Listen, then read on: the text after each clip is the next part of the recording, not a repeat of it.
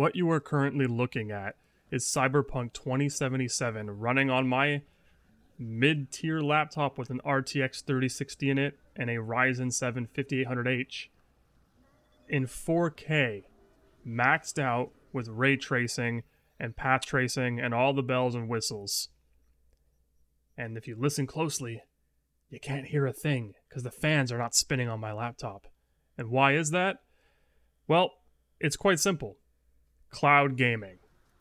Now, I'm going to assume that most of you people aren't living under a rock, and you're quite aware that cloud gaming is a thing.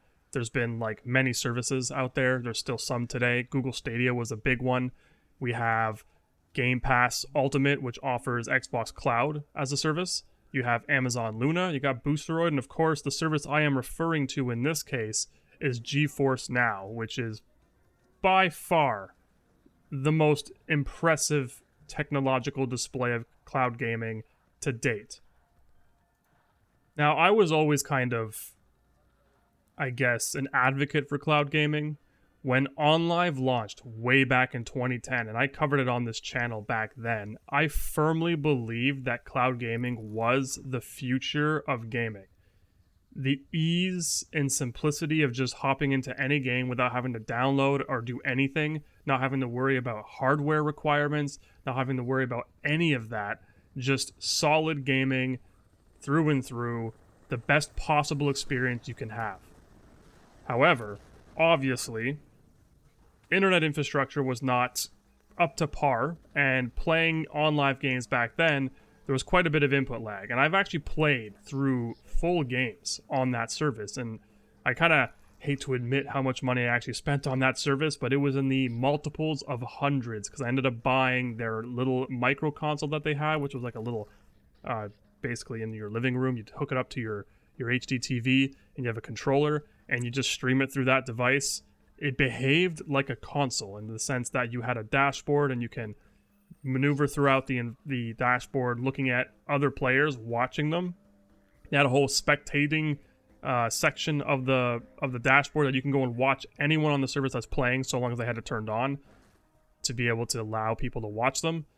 And you can also trial and demo every single game they had on that service for a certain amount of time each time. So you can keep demoing it over and over and over again. They would just kick you out. I think it was after like 15 or 30 minutes. So it was a very ahead of its time service, but unfortunately it failed years later.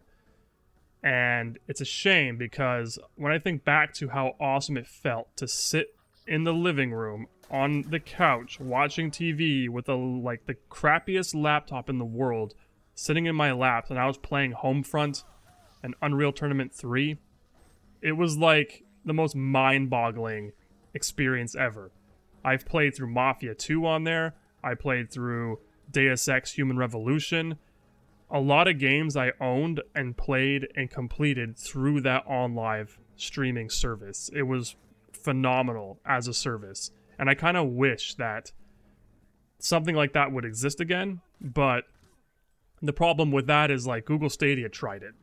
Google Stadia popped out of nowhere. They had this almost the exact same idea and concept. You have to buy your games on the service itself. It's a dedicated service, and that is what you have. If the service crashes like it did for me, well, then you lose everything. You get absolutely nothing. You lose it all. And that's a shame, especially if you invested in any kind of hardware like the micro console I did, or I guess Google Stadia had some kind of like top box thing you can put in your living room as well and connect it to your TV. I'm not entirely sure.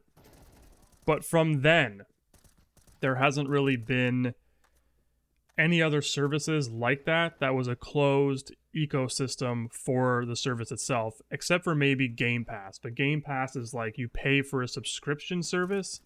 You get the games whether you want to download them on PC, on Xbox, or stream them in the cloud. It's kind of like a whole subscription-based service instead of buying into something and then having to purchase the games individually. So Game Pass works a little bit differently than Stadia and OnLive have. You don't really lose anything if if all of a sudden the service goes away, because, well, you were just a paying subscriber. You didn't actually buy the games outright.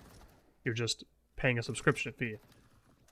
Where the other services changed the model, and that's like what GeForce Now, Boosteroid, and some other services provide now, You have to own the games, independent of the service. So you have to buy them on a gaming platform somewhere, whether it's Steam, Epic Game Store, EA Desktop, or the Ubisoft app. Forget what it's Uplay. It's not even Uplay anymore. It's like a whole other thing. Ubisoft Connect, whatever they changed it to. But basically, you have to purchase and own the games. And then you also pay a subscription fee for the service itself. It's actually worth it in this case, because I have crunched the numbers many, many times over. You know, I've built many PCs. I've actually since traded my PC for a laptop. I don't mean like directly. I have just sold my PC and then I replaced it with a, at the time, very expensive laptop. It was 3,000 Canadian to get it. And it's just a Ryzen 7 5800H with an RTX 3060 in it. It's nothing fancy, but it's because it has 2 screens on it. It's an Asus Zephyrus Duo 15 SE.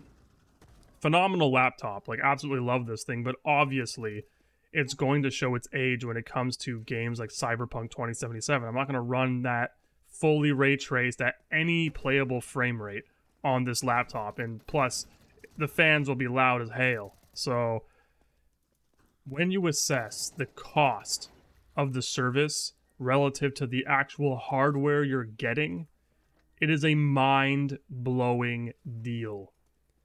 So if you're building a gaming PC and you try to match the specifications, and believe me, I tried, because there are some downfalls to this service, which I will get into in a bit.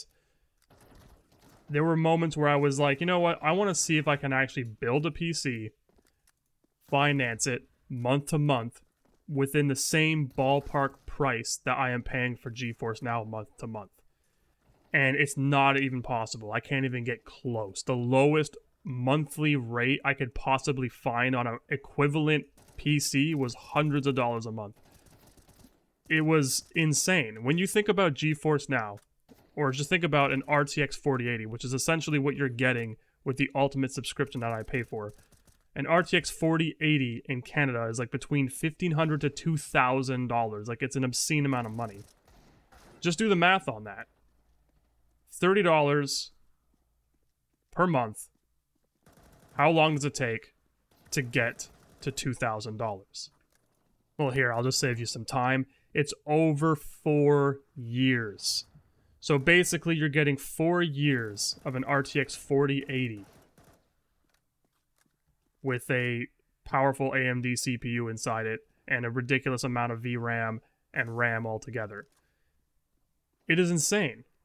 And I can't justify almost buying a PC or building a PC from scratch when I have a service that provides me pretty much the exact same, if not higher performance. Like, I can't even get relatively close to the performance of a 4080 that GeForce Now has, like I said, for the monthly cost of trying to finance a PC.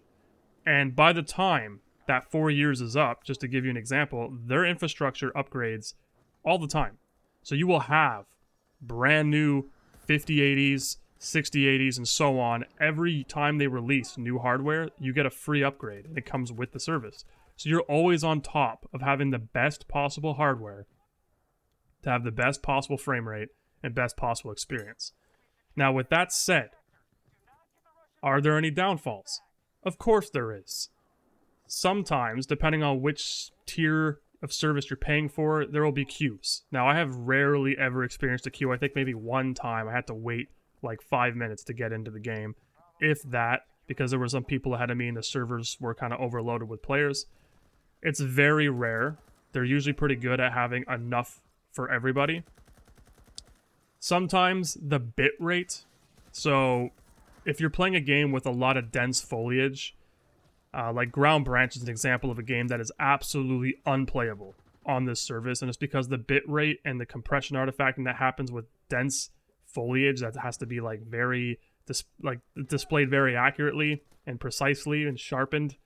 It'll look like a blurry mess, and you won't be able to see at all what the hell you're doing, what you're shooting at. Anyone hiding in that, it's going to look like a muddied, because it's like a video compression. You're basically watching a video stream. So unless they get that taken care of in the future, I see a lot of really nice visually looking games like with foliage. It's going to look, you know, not that great. but most games will actually look pretty presentable and pretty close to local. I will play games on my laptop and I will play them on GeForce Now side by side and actually feel like I can barely tell a difference between them when it comes to latency, so input lag, on top of just the visuals themselves. It's honestly the most impressive service I have ever used in my life. And for the time being, I have no need of building a PC. Now, of course, you're not going to be able to use mods in some games. You know, you're obviously restricted to kind of just playing the game as it is. Some games, like they have World of Warcraft on here that have like select mods you can use. And there are various games that will have like integrated mod support that'll work. But to be able to just freely download and do whatever you want, it's obviously not going to happen the way that most people would think. So you're kind of restricted in that capacity. And probably the biggest downfall for GeForce Now as it stands is the game library. Unfortunately, I don't know why it is, they decided to have an opt-in process. So essentially, developers and publishers opt into the service and maybe NVIDIA will put it on the service. This prevents you from just being able to play whatever it is you own in your library. You are kind of at the mercy of publishers not being greedy and trying to get and extort money for the service from NVIDIA.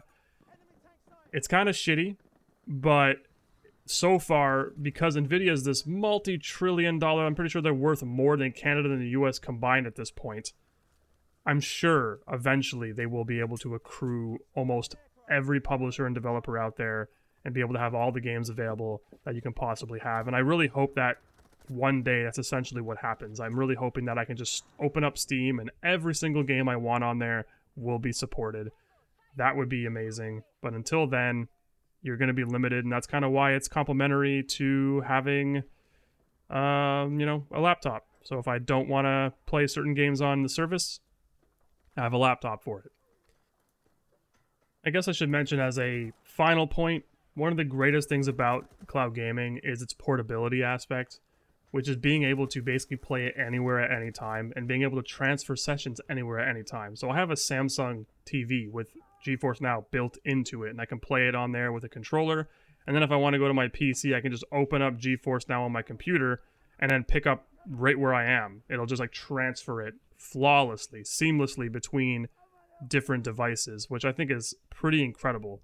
So that portability aspect of it, of being able to take your games anywhere at any time and play it at the level of like a 4K RTX 4080 system, is pretty wild. Of course, having an actual gaming PC will always be the superior way to experience a game, especially if you have one of the same hardware. But as it stands, for just ease of getting into the game, the cost efficiency of it, like, it's unlike anything out there, and I hope it sticks around for a long time because I am making great use of it and having an absolute blast. And I hope it just goes up from here, improves from here, and kind of sets a precedent for all cloud gaming in the future. And maybe, who knows, maybe it'll take over altogether and I won't ever need a PC ever again. That would be wild, but who knows what the future can bring. Thank you guys for joining me on this video. If you liked it, don't forget to thumbs up, subscribe if you're new, and if you like what I make, you know how it goes. Hit the notification bell, I guess, is a new thing now I gotta start talking about. Anyways, I'll see you guys on the next one.